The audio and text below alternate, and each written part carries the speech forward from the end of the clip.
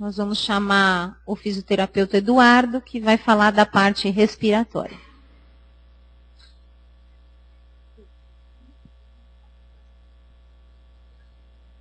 Não tem? Ah, tem.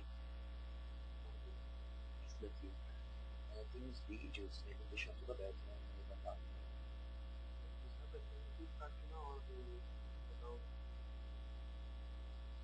Eu clico.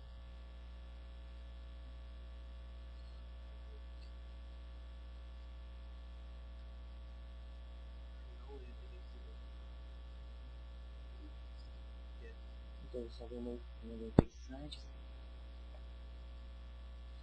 Isso.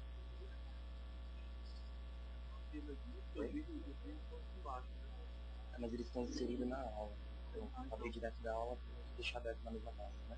Isso, e não entra aqui para rodar o vídeo. Tá. Eu faço o slide, eu baixo aqui, se volta e se eu leio.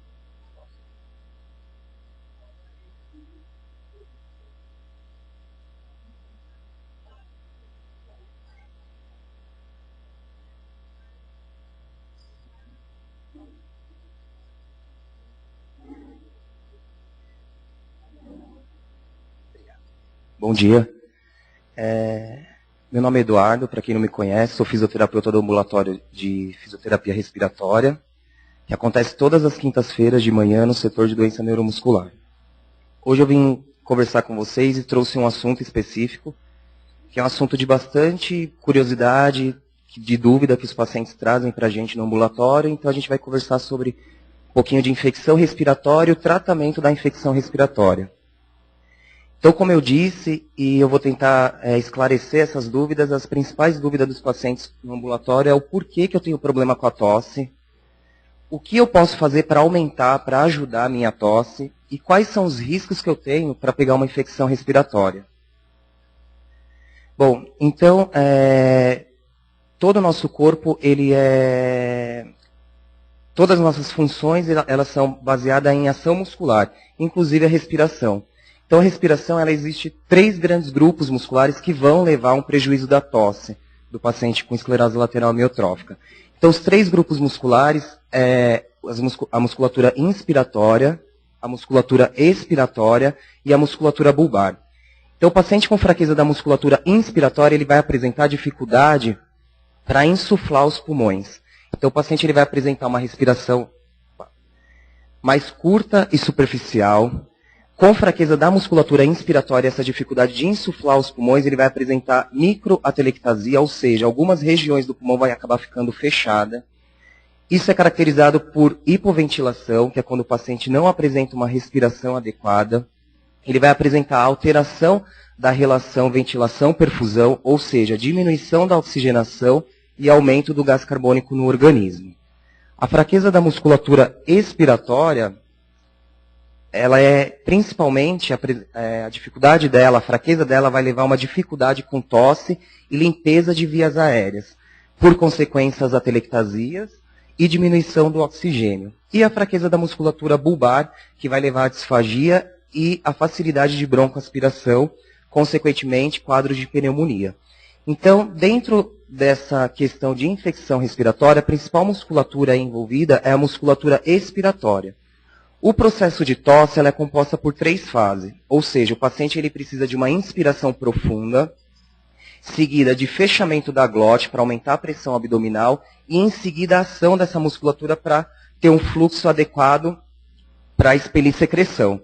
Então o paciente ele vai apresentar dificuldade nas 3 fases da tosse. Então pela fraqueza da musculatura inspiratória ele não vai conseguir insuflar os pulmões, por dificuldade da musculatura bulbar ele não vai ter uma glote eficaz, e por fraqueza da musculatura expiratória, ele não vai conseguir ter uma força adequada para expelir secreção. Então, o fisioterapeuta respiratório ele vai atuar nessas 3 musculaturas para dar auxílio ao paciente e ajudar ele. Então, sabe-se da doença do neurônio motor, então comprometimento do neurônio motor, que vai levar à fraqueza muscular generalizada. Essa fraqueza da musculatura, durante o curso da doença, ela vai... a partir de intervenções terapêuticas, a gente vai tentar manter essa força, só que em alguns períodos da doença ela pode ser agudizada. Ou seja, o paciente pode apresentar um quadro de infecção, seja ela uma infecção simples de via aérea superior, o paciente vai apresentar diminuição em todos os testes de prova de função pulmonar. Então, o paciente que já tem uma capacidade vital forçada baixa, um pico de fluxo de tosse baixa, frente a um quadro de infecção simples de via aérea superior, que seja, ele vai apresentar diminuição mais ainda desses valores.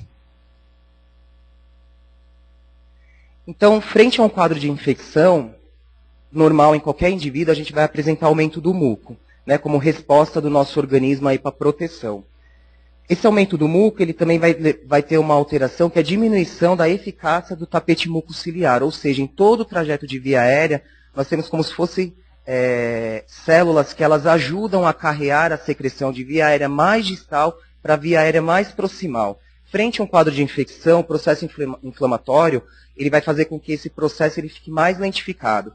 Então, a associação desses fatores, mais uma tosse eficaz que é necessário, vai ter prejuízo no paciente com ela. Uma tosse ineficaz vai levar a um quadro de pneumonia, um quadro de infecção respiratória, a presença de atelectasias, e é onde que entra a atuação da fisioterapia respiratória, com as técnicas de assistência à tosse e o uso da ventilação não invasiva nesse momento. Então, no ambulatório, a gente sempre, numa consulta, quando o paciente não apresenta um quadro de infecção, a gente sempre questiona o paciente, sempre relata para ele, trazer para o profissional alguns sintomas que para eles são simples e passa por despercebido, mas é importante.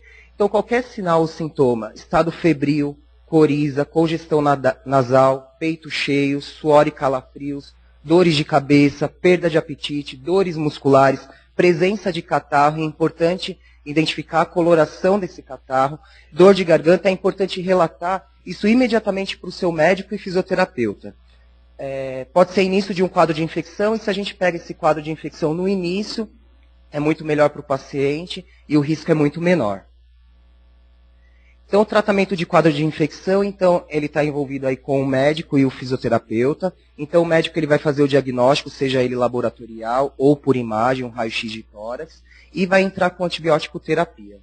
O fisioterapeuta respiratório ele vai atuar na mobilização de secreção por meio de técnicas de higiene brônquica, por meio de técnicas de fisioterapia respiratória, remoção de secreção, seja ela por uma assistência manual à tosse ou por uma assistência mecânica, e o uso de ventilação não invasiva. Falando um pouquinho sobre a mobilização de secreção, então técnicas de fisioterapia respiratória específica, elas vão ajudar a fazer com que ocorra o deslocamento e o descolamento dessa secreção pulmonar e trazer, e no momento posterior, fazer a remoção de uma forma facilitada.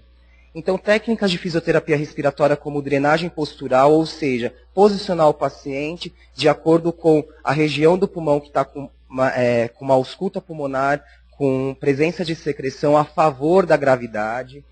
A tapotagem, que é uma técnica simples e pode ser ensinada para o cuidador, para o familiar que está realizando, onde são percussões no tórax do paciente para ajudar a descolar essa secreção. Vibrocompressão, também é uma técnica manual que ajuda a descolar e deslocar essa secreção, e técnicas de aceleração de fluxo expiratório. Ou seja, o paciente fazer expirações profundas com a glote aberta para ajudar a carregar essa secreção também. Uma vez que foi falado, então o paciente vai apresentar pico de fluxo de tosse ineficaz. Ou seja, pico de fluxo de tosse menor do que 360 já é uma tosse fraca. Quando ela chega valores próximos de 270 litros por minuto, já é uma situação crítica. Aqui o fisioterapeuta ele já tem que ficar atento que o paciente ele vai obrigatoriamente precisar de um auxílio à tosse, seja ela mecânica ou seja ela manual, vai depender de cada paciente. Então o teste que na maioria de vocês fazem no ambulatório de pico de fluxo de tosse, ela é extremamente importante estar realizando o acompanhamento dessa medida, tá? Para a gente poder identificar e poder oferecer para o paciente a melhor técnica de assistência naquele momento. Então, aqui eu ressalto a importância das avaliações respiratórias, ser realizada a cada 3 meses, e a importância de estar fazendo manutenção dessa avaliação. Então, uma vez que o paciente apresentou 270 litros por minuto de tosse, a gente vai oferecer para ele assistência manual à tosse por meio do AMBU, o exercício de empilhamento de ar, ou o Coffee Assist, que é por meio mecânico. Então, falando um pouco de assistência manual à tosse, a gente tem o Air Stacking, né? Ou seja, o exercício de empilhamento de ar, que todo paciente com esclerose lateral, doença do neurônio motor, é orientado quando ele atinge uma capacidade vital forçada em torno de 80%. Ou seja, o paciente apresentou restrição pulmonar, ele deve ser orientado a estar realizando esse exercício diariamente, tá? Com a ajuda do cuidador, com a ajuda de um familiar. Então, o objetivo do exercício de empilhamento de ar, ele é atingir a capacidade de insuflação máxima. Então, o AirStack, ele vai ajudar naquela primeira fase da tosse que eu comentei que o paciente tem dificuldade. Ou seja, quando o paciente tem dificuldade de insuflar os pulmões. Ele vai ajudar e melhorar o pico de fluxo de tosse, pico de fluxo expiratório de tosse. Por quê? Porque você insuflou o pulmão previamente, então o paciente vai aumentar a capacidade de insuflação pulmonar, então ele tem um maior volume de ar para expulsar esse ar. Ele vai preservar a elasticidade pulmonar e da caixa torácica. Então ele vai alongar essa musculatura. A doença restritiva ela vai fazendo com que o paciente fique com a respiração mais curta, mais superficial.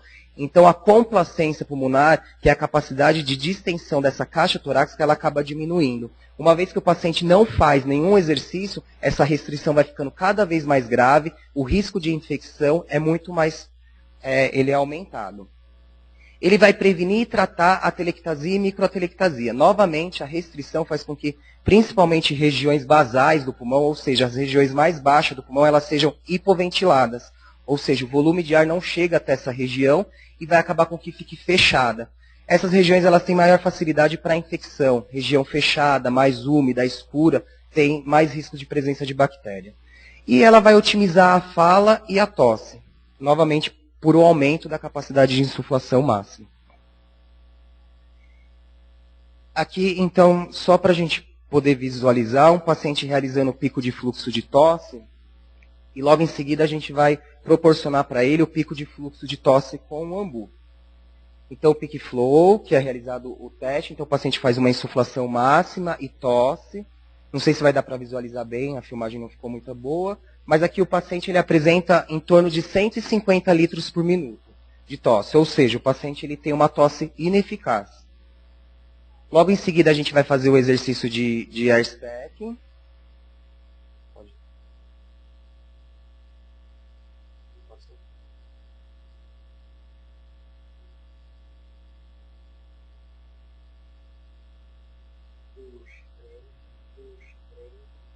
E logo em seguida a gente vai pedir para o paciente tossir. O mesmo exercício que é orientado, o paciente vai realizar uma tosse logo em seguida.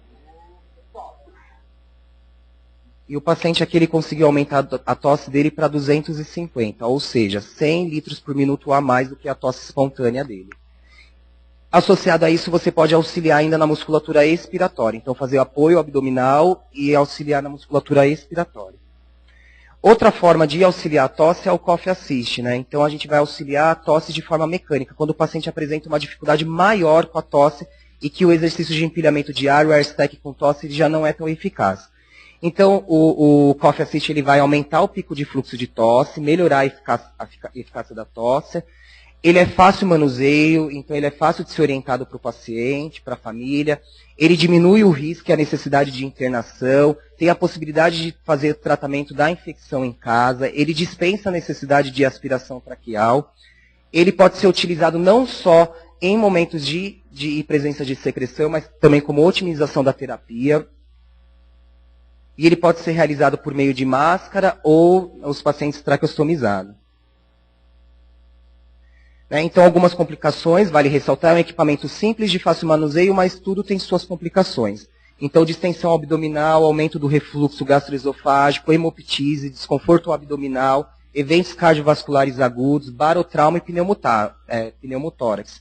Porém, esses eventos são raros, então dificilmente acontece, e os cuidados são medidas que evitam essas complicações. Então, pausa entre os ciclos, evitar o uso após as refeições, o paciente ter um tratamento adequado aí do refluxo gastroesofágico, uso de pressões e tempos adequados de acordo com a tolerância do paciente. Acho que é um outro vídeo. Então aqui só o mecanismo, já estou me acelerando o tempo. O Coffee Assist está aí, depois a gente pode mostrar. Então aqui é só para a gente entender como é que funciona, como que é o mecanismo do Coffee Assist. Então por meio de uma máscara, o equipamento ele vai oferecer uma pressão positiva, ou seja, uma insuflação do pulmão, e logo em seguida ele vai oferecer uma pressão negativa, ou seja, uma sucção, onde vai trazer essas secreções de regiões mais distais até regiões mais proximais e aí facilitar para o paciente expectorar essa secreção. Então aqui na prática, um paciente com um quadro de infecção e a gente fazendo o Coffee Assist.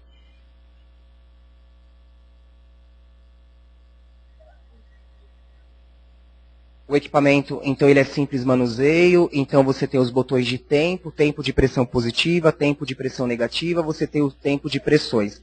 As pressões adequadas giram em torno de 40 centímetros de água, pressões com menos de 40 elas não são tão efetivas, e mais aí já tem um risco maior. O equipamento ele pode ser realizado na forma manual ou automática, né? Então, no automático, a gente determina os tempos e a pressão e o equipamento vai fazer os ciclos, e no manual o terapeuta controla os tempos do ciclo de pressão positiva e pressão negativa. Então, de 6 a 8 ciclos é cada terapia, né, e pode ser repetido várias vezes dentro da tolerância e fadiga do paciente.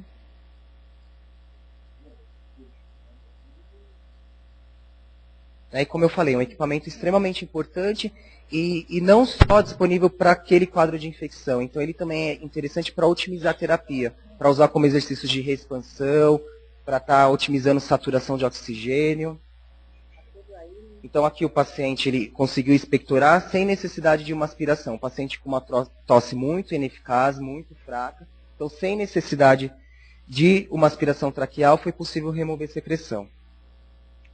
E nesse momento também o uso da ventilação não invasiva é extremamente importante. Então, intensificar o uso do BiPAP. Os pacientes que usam no período noturno, está com quadro de infecção, vamos estender ele para o período diurno. Para quê? Para evitar a fadiga, para melhorar a expansão, para otimizar a saturação de oxigênio. Outra questão importante é em relação à umidificação de vias aéreas nesse momento. Então, inalação com soro fisiológico, para ajudar a fluidificar e remover essa secreção, e o uso do umidificador, para a gente evitar ressecamento desse muco e prevenir presença de rolha, onde vai ficar mais difícil ainda do paciente remover a secreção. E uma complicação que está envolvida aí é a presença do excesso de saliva, onde o paciente vai correr, associado à disfagia, que a Patrícia comentou, o paciente vai correr mais risco de broncoaspirar e fazer mais pneumonias de repetição. Então, algumas orientações importantes, como proteção de via aérea, uso de equipamento de sucção para remoção da saliva, de cavidade oral. Né? A higienização oral é extremamente importante para evitar meio de cultura de bactéria e o paciente não broncoaspirar essa saliva. E o tratamento medicamentoso para controle de saliva. Bom, era isso. Depois a gente vai ter a oficina, aí algumas questões aí, dúvidas a ser tiradas, e o equipamento aí para mostrar e fazer uma prática. Obrigado.